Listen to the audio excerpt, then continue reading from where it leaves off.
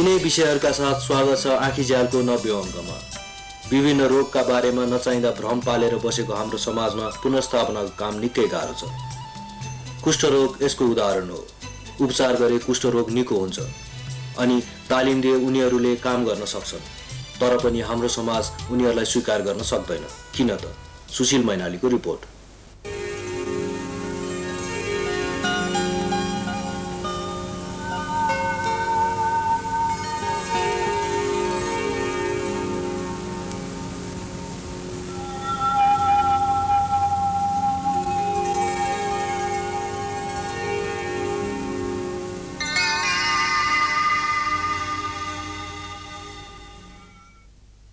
कुष्ठरोग भन्नासाथ गाउँघरबाट अथवा निकाल्ने, घरको आफ्नो परिवारले निकाल्ने, स्वास्नीलाई लोग्नेलाई निकाल्ने, लोग्नेले स्वास्नीलाई निकाल्ने, बच्चाले आम बाउले बच्चालाई निकाल्ने।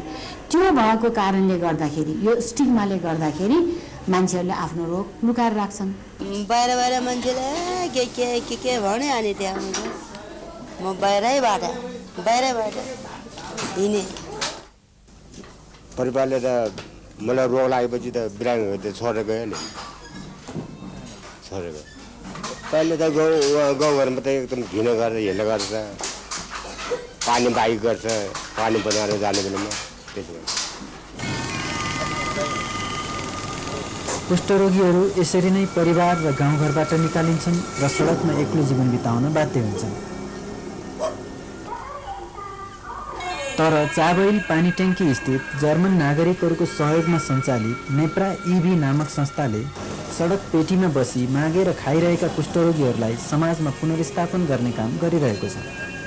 हामी टार्गेटको मागेर बसेकाहरू जस्तै कि मन्दिरको वरिपरि, तेरेसो पशुपतिनाथको मन्दिरको वरिपरि अथवा बौद्धनाथको मन्दिरको वरिपरि, स्वयम्भूनाथको मन्दिरको वरिपरि र बाहिर कहीँ मागेर बसेकाहरूलाई उनीहरूलाई हामीले जम्मा भएर ल्याउने यहाँ र उनीहरूको घाउ अथवा रोग छ भने रोग निदान गर्ने, रोगलाई निको पार्ने।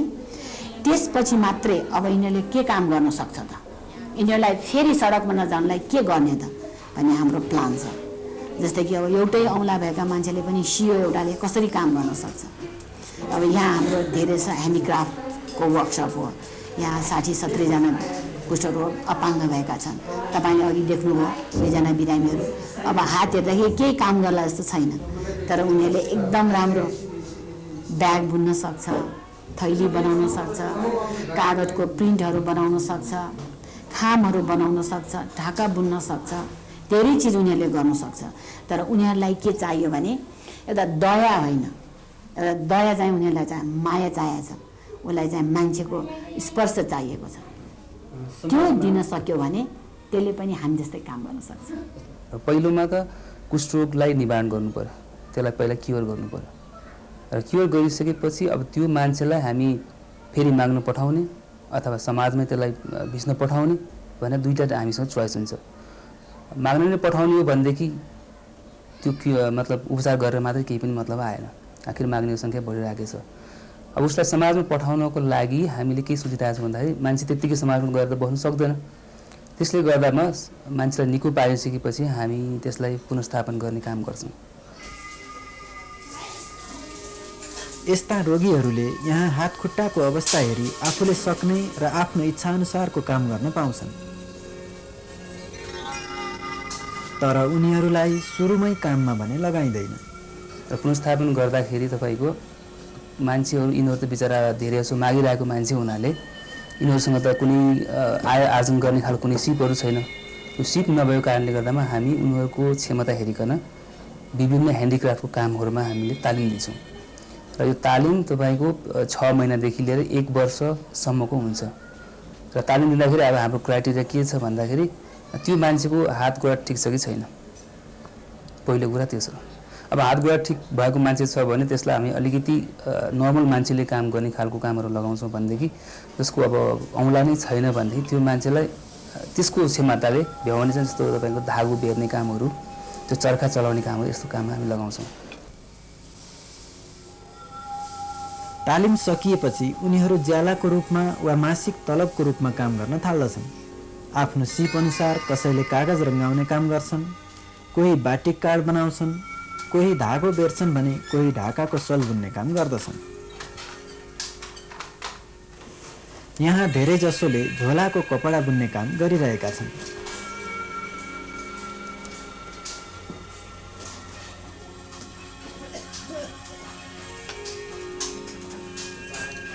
आफ्नो श्रम र सिपको प्रयोग गरी खान पाएकोमा उनीहरू खुसी छन्। अहिले राम्रै लाग्यो। अब पैसा आउँछ, पैसा भएपछि किनेर खानु पाइहाल्छ, राम्रै लाग्यो। पशुपतिमा बस्दाखेरि त राम्रो ठाउँमा सुत्नु पाउँदैन, गल्तीमा सुत्नु पर्छ। त्यही बाहिर यसो घुम्नु पर्दैन, राम्रो सुत्नु पायो, राम्रो ठाउँमा सुत्नु पायो, खान पायो। कुष्ठरोग लागेका मात्र होइन, यहाँ सडकमा डोली हिँड्ने र पोलियोका बिरामीहरूलाई पनि काम दिइएको छ। यी पोलियोका बिरामी पहिले र अहिलेको घटना यसरी बताउँछन्।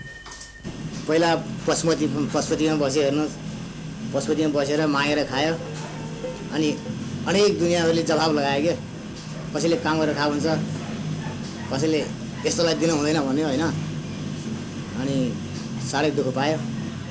दुःख पाउँदाखेरि यो संस्था सेवा केन्द्र भन्ने गौशालामा थियो। त्यहाँपछि त्यहाँ हामी बिरामी हुँदाखेरि त्यहाँ हस्पिटलमा औषधि गर्न सधैँ गइरहन्थ्यो। औषधि गर्दाखेरि त्यही डाक्टर साहबहरूले काम लगाइदिनु भयो। यहाँ काम छ, यसो गरेर खाऊ भन्नुभयो होइन। गरेर खाऊ भन्दाखेरि त्यहाँ हामीले हुन्छ भनेर त्यहाँ गयौँ। काम गर्दाखेरि तालिम भयो, 6 महिना तालिम गरेँ। यताउता सिलाउने भन्ने कुरो थाहा थिएन पहिले मलाई। त्यहाँ तालिम गरेपछि अनि सिलाउन अलिअलि आयो। त्यहाँ खाने बाटो यहाँ गरिरहेको छु अहिले। काम गरेर खानु धेरै कता कल्याण हो। हामीले किन मागेर हामीले दुध र भात खायौँ हामीले, तर काम गरेर हामीले तातो पानी मात्रै खाए पनि त्यो पनि कता राम्रो कुरा हो। किन राम्रो? धेरै राम्रो। अब आफ्नो इज्जत रह्यो होइन। यस्तो काम गरेर खाएको छैन फलाने भन्ने एउटा नाम पनि रहेन। त्यो भए हुनाले मलाई हामी जस्तोले काम पाउँदा धेरै मलाई खुसी लागेको छ है। यहाँ बिरामीहरूका लागि हरेक आइतबार औषधि उपचारको व्यवस्था मिलाइएको छ। संस्थाले बिरामीहरूलाई औषधि निःशुल्क वितरण गर्दै आएको छ।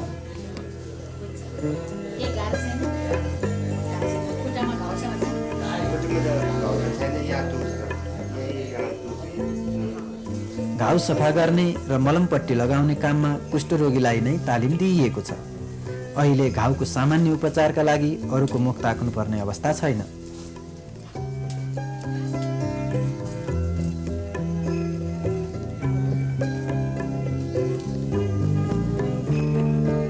यहाँ काम गर्ने बिरामीहरूका साना बच्चाहरूको स्याहार गर्ने व्यवस्था पनि मिलाइएको छ।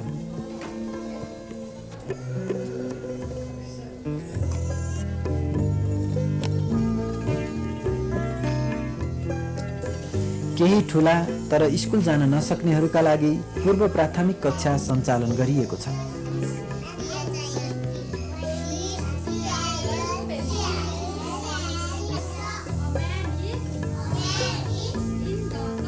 एकचोटि अपमानित भइसकेपछि बिरामीहरू पुनः समाजमा जान चाहँदैनन्। त्यसैले पुनर्स्थापन गर्ने काम सजिलो चाहिँ छैन। उसको घर आउनुमा जानु दिँदैन हामीले।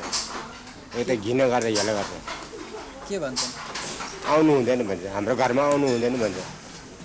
उनीहरूले चाहे पनि नचाहे पनि हामी उनीहरूलाई के भन्छौँ भन्दा तपाईँहरू चाहिँ नि काम गर्न यहाँ आउनुहोस्, तर बस्नु तपाईँहरू चाहिँ समाजमा जानुपर्छ भन्नु। मतलब उनीहरूले डेरा खोजेर, घर त छैन उनीहरूको यहाँ, डेरा खोजेर समाजमै बस्नुहोस्। र त्यो डेरा खोज्नको लागि पनि हामी मद्दत गर्छौँ र उनीहरू बस्नको लागि डेरा भाडा हामी दिन्छौँ। र उनको बच्चाहरू पढ्नको लागि स्कुल बोर्डिङ स्कुलहरू नै छ प्रायःजसो, त्यहाँ पढ्ने सम्पूर्ण खर्च हामी गर्छौँ। हस्पिटल बसेको बावजुद पनि उनीहरूको जीवनयापन गर्नको लागि उसले काम गरे पनि नगरे पनि हामीले उनीहरूलाई दिनुपर्ने मन्थली उनीहरूको जति पैसाले उनीहरू घर चल्न सक्छ त्यति पैसा चाहिँ हामी दिने गरिरहेका छौँ। एकचोटि पुनर्स्थापन गरिएका रोगीहरू फेरि सडकमै फर्कने त होइनन्। महँगोमा लाख रुपियाँ दिन्छु भने नजाने बाबु।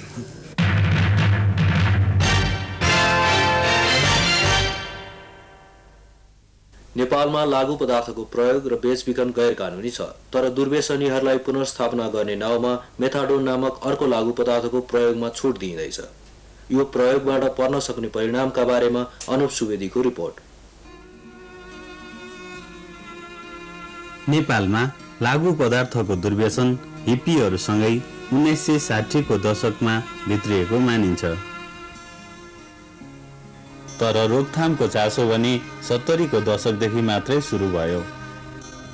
1970 को दशकतिर गाँजाहरू दुरुपयोग म्याक्सिमम हुन्थ्यो, सरेसरको दुरुपयोग हुन्थ्यो भने खास गरी सन् 1980 को दशकदेखि आएर नेपालमा यो खैरो हिरोइनको दुरुपयोग बढ्न लाग्यो र त्यो पनि आएर बिस्तारै बिस्तारै 80 को अन्तिम वर्षहरूमा गएर अथवा 90 को सुरुका वर्षहरूमा आएर त्यसको ठाउँमा चाहिँ यो टिडिजेसी बुप्रेनर्फिनको दुरुपयोग चाहिँ बढ्न लाग्यो र अहिले चाहिँ यसै त्यही चाहिँ एउटा त्यसैको दुरुपयोग क्लाइमेक्स स्टेजमा छ।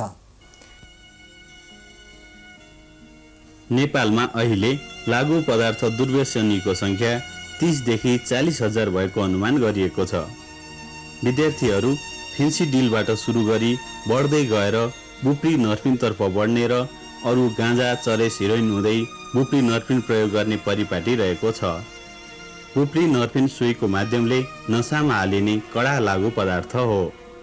सेवनकर्ताको मनलाई प्रभावित पार्ने विशेषता 1, त्यसको मात्रा बढाउँदै लानुपर्ने अर्थात् हामीले जुन टोलरेन्स भन्यौँ 2, यो दुईटा बाहेक लागू पदार्थ भनेर कुनै वस्तुलाई भन्नको लागि चाहिँ त्यसमा एउटा अर्को पनि विशेषता हुन्छ। त्यो के भने सेवनकर्ताले सेवन गरिरहेको बेलामा त्यो आफूले प्रयोग गरेको सेवन गरेको लागू पदार्थ अपरजट सेवन गर्न रोकेको खण्डमा उसलाई एउटा नयाँ किसिमको एक किसिमको रोगै भनौँ, रोगको लक्षणहरू देखा पर्छ। यति भयावह र यति डरलाग्दो यति अप्रिय हुन्छ कि कुनै पनि हालतमा कुनै पनि अवस्थामा चाहिँ सेवनकर्ताले यो यस्तो विड्रल अवस्था आओस् भन्ने चाहँदैन र यो विड्रल अवस्था रोक्नको लागि जे गर्न पनि तयार हुन्छ। त्यसलाई हटाउनको लागि त्यसलाई रोक्नको लागि उसले हरहमेशा लागू पदार्थको खोजीमा हुन्छ, ऊ एक किसिमले लागू पदार्थमाथि निर्भर हुन्छ। दुर्व्यसनीको लागू पदार्थ प्रतिको निर्भरतालाई हटाउन संसारमा 2 प्रकारका प्रयास भएका छन्। लागू पदार्थको कुलतबाट पूर्णतः छुटाउने र अवैध लागू पदार्थ नखोज्नको लागि सजिलोसँग वैकल्पिक औषधि उपलब्ध गराउने। हाम्रो देशमा पनि विभिन्न संस्थाहरूले दुर्व्यसनीहरूलाई लागू पदार्थको कुलत छुटाउन विभिन्न प्रकारका कार्यक्रम सञ्चालन गरिआएका छन्। नेपाल प्रहरीले पनि यसको लागि प्रयास सुरु गरेको छ। दुर्व्यसनीहरूलाई लागू पदार्थको लत छुटाउन धेरै समय लाग्ने हुन्छ। अहिले लागू पदार्थको विकल्पको रूपमा मेथाडोनको प्रयोग मानसिक अस्पताल लगनखेलमा मेथाडोन कार्यक्रम अन्तर्गत सुरु गरिएको छ। सुरुमा यो मेथाडोन हामीले मुख्य एउटा उद्देश्यले सुरु गरेको थियौँ। त्यो उद्देश्य के हो भनेदेखि जुन हाम्रो अवैधानिक इलिसिट भन्छ, इलिसिट ड्रग उनीहरूले प्रयोग गर्न नपरोस्। त्यसमा पनि इलिसिट ड्रग आजभोलि के रूपमा प्रयोग भइरहेछ भनेदेखि नसामा सुई हाल्ने, एड्स र एचआईभी जुन एचआईभी सर्ने मुख्य माध्यम नै एउटा लागू पदार्थ दुर्व्यसनीहरूमा देखिएको छ र त्यसमा पनि सुईको माध्यमले यो एड्स धेरै व्यापक रूपमा फैलिराखेको हुनाले हाम्रो देशमा पनि एचआईभी सर्ने डरले हामीले उनीहरूले सुईबाट यस्तो लागू पदार्थ दुर्व्यसन गर्न नपरोस् र दुर्व्यसन छोड्नै नसक्यो भनेदेखि सकेन भनेदेखि यो मेथाडोनबाट उनीहरूले जुन अवैधानिक लागू पदार्थ दुर्व्यसन गर्ने गरेको छ त्यो कम्प्लिटली रोकियोस् भन्ने मुख्य उद्देश्य हामीले चाहिँ त्यो उद्देश्यले हामीले मेथाडोन सुरु गरेको हो। हुन त मेथाडोन पनि एक किसिमको लागू पदार्थ नै हो। मेथाडोन कृत्रिम हिरोइन हो। नेपालमा अहिले एक पटकमा 40 मिलिग्राम र 60 मिलिग्राम दुर्व्यसनी हेरिदिने गरिएको छ। हाल 50 जनालाई परीक्षणको रूपमा मेथाडोन वितरण गरिएको छ। मेथाडोनमा मेन्टेन गरेर राखेपछि यो के छ भने लङ एक्टिङ छ, 24 घण्टा थाम्छ। बिहान 10 बजे खायो भने भोलि 10 बजेसम्म त्यसले खानु परेन। त्यसको अर्थ के हो भनेदेखि उसले चाहिँ पहिलो कुरा त यसमा के यो चाहिँ ओरल डोज लिन्छ, इन्जेक्सन लिँदैन। त्यसको अर्थ इन्जेक्सनबाट सर्ने जुन एउटा घातक रोगहरू सर्ने जुन सम्भावना छ त्यो सम्भावनाबाट बच्यो। तर यसको दुरुपयोगको सम्भावना भने कम छैन। 1980 1981 तिर यस्तै किसिमको मेथाडोन एकचोटि अमेरिकामा अस्ट्रेलियामा खुल्ला गरिएको थियो।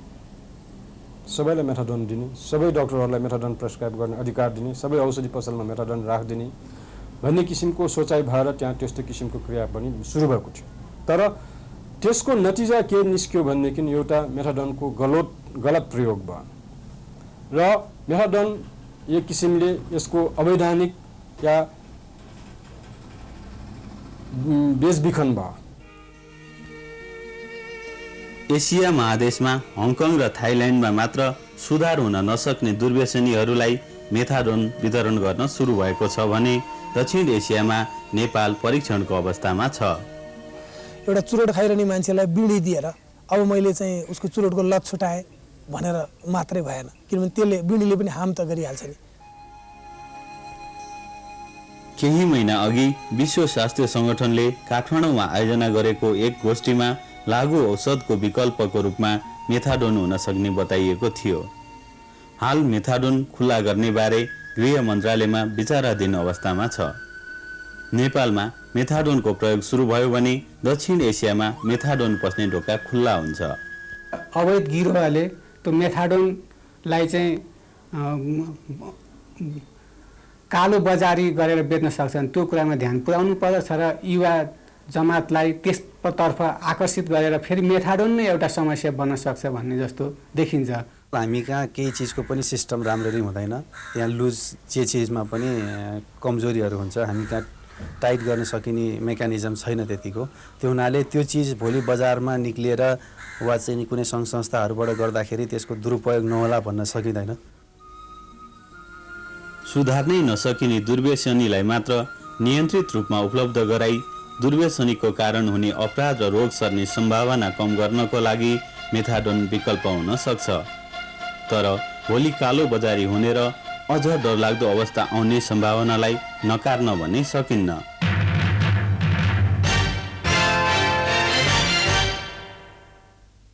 काठमाडौँबाट मात्रै 13 किलोमिटर टाढा छ लेले, तर यी दुवैको विकासको तुलना गर्ने हो भने लेले 130 वर्ष पछाडि परे जस्तो लाग्छ। प्रतीक भण्डारीको रिपोर्ट।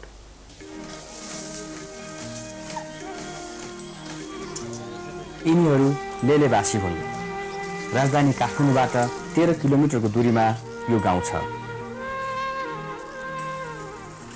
लेलेबाट हरेक 45 मिनटमा काठमाडौँ उपत्यकाको ललितपुरसम्म बस चल्ने गर्छ। धेरै लेलेवासीहरूका लागि काठमाडौँ आउनु जानु निकै सानो कुरा हो। तर राजधानीको यति नजिक रहेको लेले भने अझै 100 वर्ष पुरानो जस्तो देखिन्छ। यहाँको विकास प्रक्रिया पनि पुरानै खालको छ। खेती लगाउने तरिका होस् वा पशु पाल्ने परम्परा, सबै पुरानो चलन चल्तीका छन्। लेले प्राकृतिक रूपले जति सुन्दर छ, यहाँका मानिसहरू भने आधुनिकतासित त्यति नै अज्ञात छन्। ललितपुरको लगनखेलबाट लेलेसम्म बाटो पुगेको 1 दशक भएछ। यो विद्यालयको स्थापना भएको पनि 4 दशक भइसकेको छ। तर बाटो पुग्नाले सँगै पुग्नुपर्ने चेतना र विद्यालयले बाल्नुपर्ने शिक्षाको दियो केही पनि यो ठाउँमा पुगेको पाइन्न। जो यो विद्यालय पढेर सहर पसे उनीहरू फेरि फर्केर लेलेलाई हेर्न कहिल्यै गएनन्। भोजबहादुर थापाले आफ्नो जीवनको लामो समय यही गाउँको काखमा बिताएका छन्। उनी लेलेको विकास गर्न सकिन्छ भन्न ठान्छन्, तर किन भइरहेको छैन उनीलाई थाहा छैन। जुन ठुल्ठुलो मान्छे उहाँ बस्थे र जस्तो यहाँका यो जस्तो यो सदरमुकाम एउटा न्यार जाति जस्तो यो छ, इँट पार्ने मात्रै कोही पढ्ने र भनौँ न यो गर्ने भने अलिअलि मात्रै उछित गयो, भट्टामा गयो, इँट पार्यो, अनि बर्खा ल्या भनौँ पैसा ल्या, फेरि गयो। अब यहाँ तरकारी खेती र यो उजाउ गरौँ भन्ने कुरा जनचेतना वास्तै कुलो छ, यहाँ यत्रो ऊ छ, त्यो अर्काको ऊ गर्नै पर्दैन त भने त्यो त अब उनीहरूले ल्याएर पेसिदिन्छ। एउटा रोजरोटी बनाउन पुर्याउनु त्यतापट्टि मात्रै गएर नै यो पछाडिको थियो।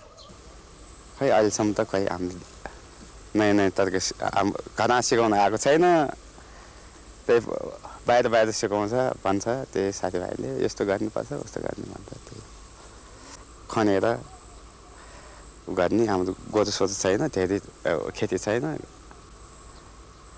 त्यही खनेरै गर्छ। त्यही धान, गहुँ, मकै, पचास, कोदो,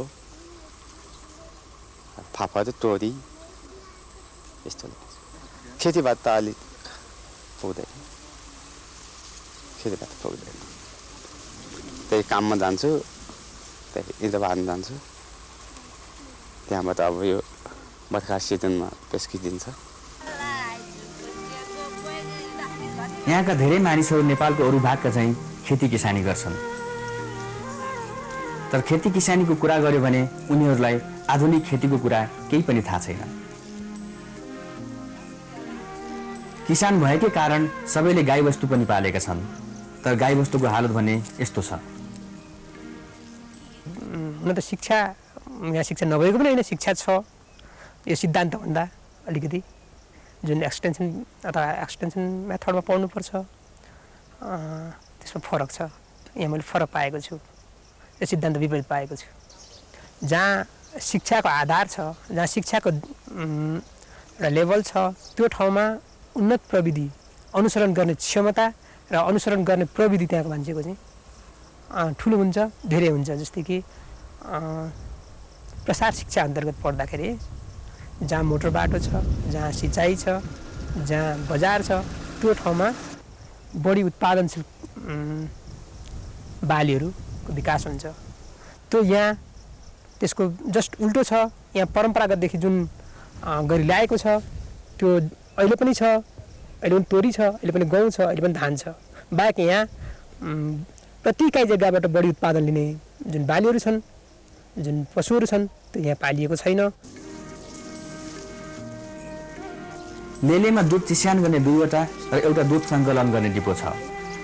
तर आश्चर्यको कुरा, यी डिपोहरूमा लेलेबाट 1 लिटर दुध पनि सङ्कलन हुँदैन। दुध सङ्कलनका लागि बसेका यी व्यापारीहरूले हरेक दिन 14,000 लिटर दुध लेले वरिपरिको टिका भैरव र चन्दनपुर भन्ने गाउँहरूबाट उठाउने गर्छ। दुधको कारोबारकै कारण टिका भैरव र चन्दनपुरका मानिसहरू सम्पन्न पनि भइरहेका छन्। तर लेलेवासीहरूलाई किन यसो नगरेको भनेर सोध्यो भने स्थानीय महिला नेत्रकुमारी स्वाभाविक उत्तर दिन्छन्।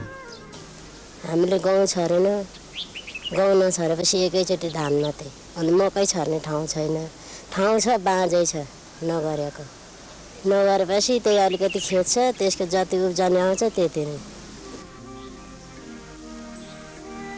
लेलेको विकासको लागि विभिन्न संस्थाले काम नगरेको पनि होइन।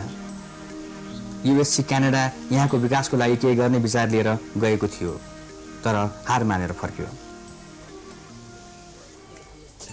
अहिले लेलेको विकासको लागि प्राविधिक तालिम तथा अनुसन्धान केन्द्र त्यहाँ पुगेको छ। यो काममा प्राविधिक शिक्षा तथा व्यावसायिक तालिम परिषदले मद्दत गरेको छ। स्थानीय बासिन्दाहरूलाई पशुपालन, डाले घाँस, तरकारी खेती तथा आधुनिक खेतीका तरिकाहरू सिकाउने यो केन्द्रले उद्देश्य लिएको छ।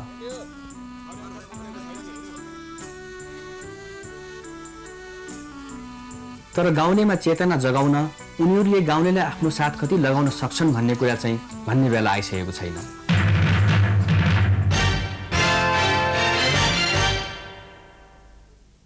आजलाई यति नै। अर्को अङ्कमा फेरि भेटौँला। शुभरात्रि।